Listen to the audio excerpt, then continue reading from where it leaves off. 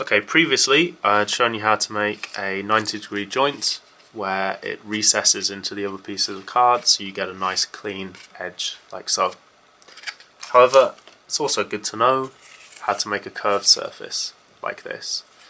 And one of the interesting points is to get a nice, as you can see from the light here, a nice even edge and make sure that that looks clean again on the joint. So the first thing you need to know is how to bend it.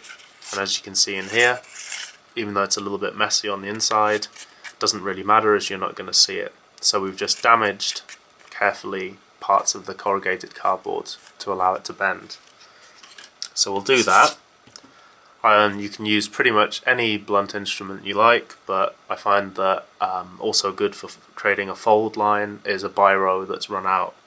So if we just take that, and what we can do is damage it like so.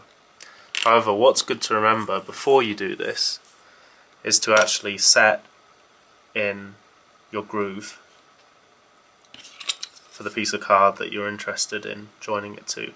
So again, if we just use that to measure up approximately and cut through,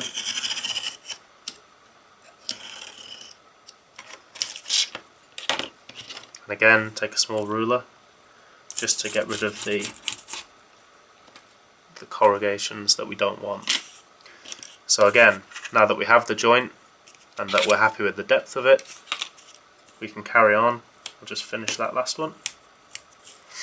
And then in between the corrugations, I'm just applying a reasonable amount of pressure just to go through, and sometimes it's good to turn it round so you don't end up damaging this end too much, and do the same all the way through to the end.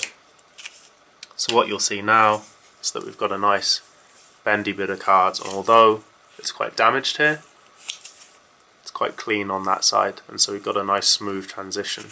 You can make the folds closer than that if you've got a really tight radius, but generally it's fine as it is. So, same as before, carefully apply glue.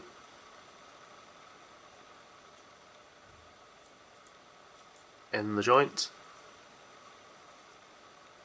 Again, try and take care not to burn yourself. Let it cool down just a little bit and start at the same end as you did with the glue. And as you can see, I'm just tracking it round with my thumb. It doesn't matter if it comes loose while the glue's still very hot, just keep encouraging it into position.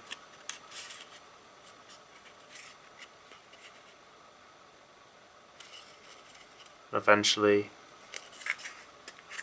this will take. Can take a while, especially if the glue is very hot. But as you see, we've got another joint. And depending how precise you want to be, you can of course trim up these edges to make sure that they're as flush as you like. But again, if you're even sure about the strength of the bond, you can even put a little more glue in that valley there. But for now, we've got a pretty clean joint and a nice even bend radius. That. So there we go, curved joint.